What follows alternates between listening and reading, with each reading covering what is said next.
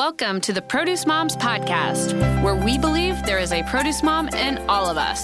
I'm Lori Taylor, founder and CEO of the Produce Moms. For 10 years, I sold fresh produce to over 300 grocery stores in the U.S. And today, my team and I are fully focused on inspiring people to eat more fruits and vegetables. This show is just one of the ways that we hope to inspire you and your family to eat more produce and live a better life.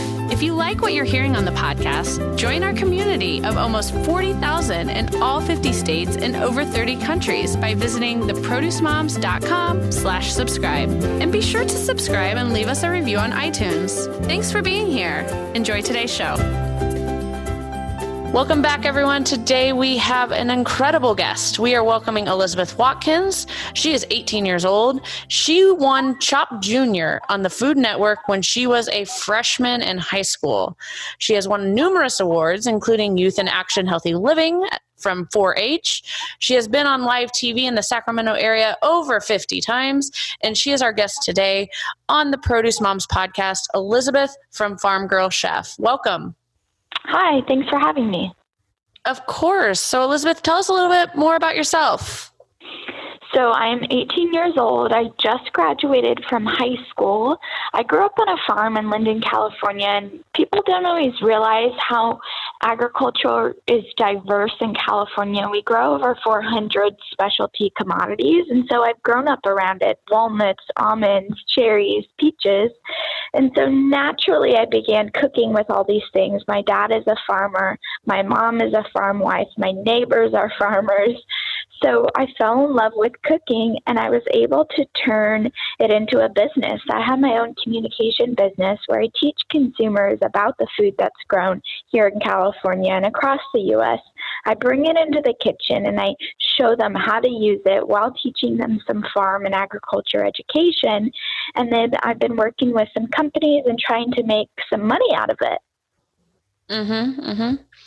Very nice. Good. So, that kind of provides us with a little bit of that inspiration on how Farm Girl Chef got started. But let's talk about your big breakthrough. How did you get on Chopped Junior? And tell us a little bit more about that experience. So I think the proper place to start is 4-H. I joined the 4-H program at 9 years old, and I joined the cooking project. So I started cooking. I was enrolled in a competition at the California State Fair. It was a cooking throwdown, and there was a team of 3, and we had 60 minutes to create a 3-course meal with no recipes, and we had to incorporate a secret ingredient. So I won that contest, and I did for 3 years. And each year I got better and better and more creative. And then one day I was watching regular Chopped with my mom, and the secret ingredient was frisee, and someone put it in the hot sauce. And I looked at my mom and I said, frisee does not belong in a sauce. I can do better than these adults. So I went online to the Food Network website, did some searching, and came across a casting call for young kids. It gave a rough age range, didn't say what the show was for, so I applied without telling my parents.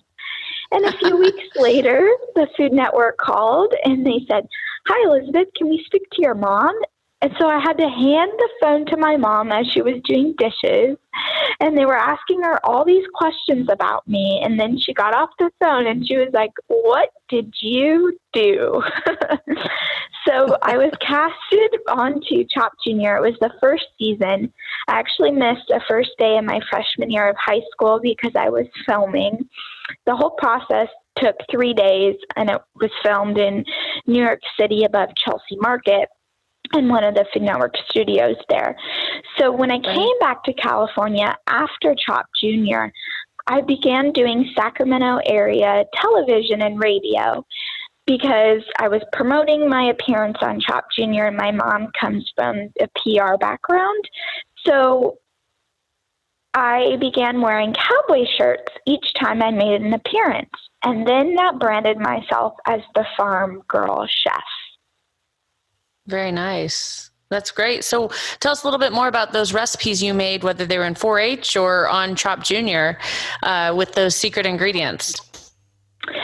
So on Chopped, one of the most unique ingredients as far as produce goes was lobster mushrooms. I had never cooked with lobster mushrooms, but I cook with mushrooms a lot. So at home, I opened a bottle of white wine and crushed some garlic, and I sauteed the mushrooms in wine and garlic, which, at 15 years old, hey, if they put wine in the pantry, I guess it's a free-for-all to cook with, right? I'm not drinking a glass. But when I do Sacramento television and radio, or I'm posting a new recipe to social media or to my blog, I always pick an ingredient that's in season. And I like to go for kind of the unusual, the under the radar. For instance, California used to grow a lot of asparagus, but in the last few years, labor has been scarce, therefore making it more expensive. And right now, there's only one grower left in the state that grows asparagus commercially. So I focused on asparagus, trying to promote the product. That's great, Elisabeth. So tell our listeners today a little bit more about your goals with Farm Girl Chef. I like to tell people that the mission of Farm Girl Chef is to reconnect consumers to where their food comes from and how it's produced. I come from production agriculture, and I know that the farmers spend so many hours cultivating the food and making sure that it's safe for consumption and producing the best quality product that he or she can. And they don't have enough time in their day to be an advocate. You should buy local. You should buy U.S. grown food. You should buy all these different kinds of produce. You don't need to buy prepackaged vegetables. You can go to the grocery store and the farmer's market and buy some fresh cabbage and make your own coleslaw with it. And so I want to inspire people to get back in the kitchen and cook with fresh ingredients. Yes, I love that. And I couldn't agree with you more. So speaking of fresh ingredients, let's talk a little bit more about fruits and vegetables. What are your favorite produce items to use in the kitchen? Whenever I'm asked a question like this, or what's my favorite thing to cook, I don't really have an answer. It really depends on the season. It's like asking it'd be like if someone asked me, who's your favorite kid, right? Like you can't, Exactly. like when you're that in love with the food, it's like, I just like whatever I'm currently cooking, whatever I'm currently eating. Yeah, I get it. Exactly. But I am a huge Brussels sprout person, which is a total turnoff for some people. But bacon and onion and garlic is great, and I can eat it with or without. But I'm also really into eggplant right now. It's the summer here in California, and I took 2 big grocery bags and went out into the field and picked eggplant. So I have eggplant lasagna in the refrigerator.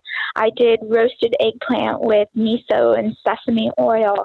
I did an eggplant dip, just typical roasted eggplant and eggs, eggplant with tomatoes. So everything eggplant is in my kitchen right now.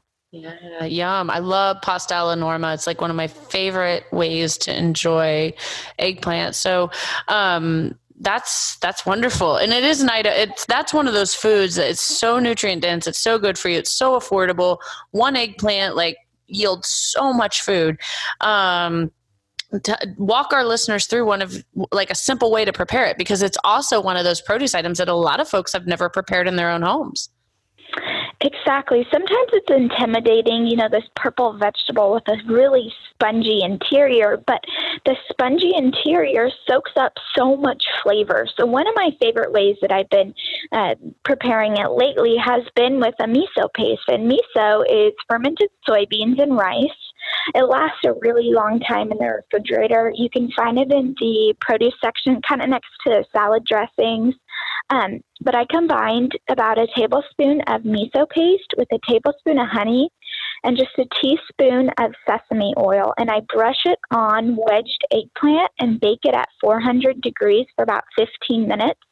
Then I'll turn on the broiler just to start caramelizing the marinade, and then it's ready to eat. It's so good. And the miso gives it an umami flavor. And umami is considered kind of your 5th taste on your tongue, aside from salty, sweet, bitter, and sour.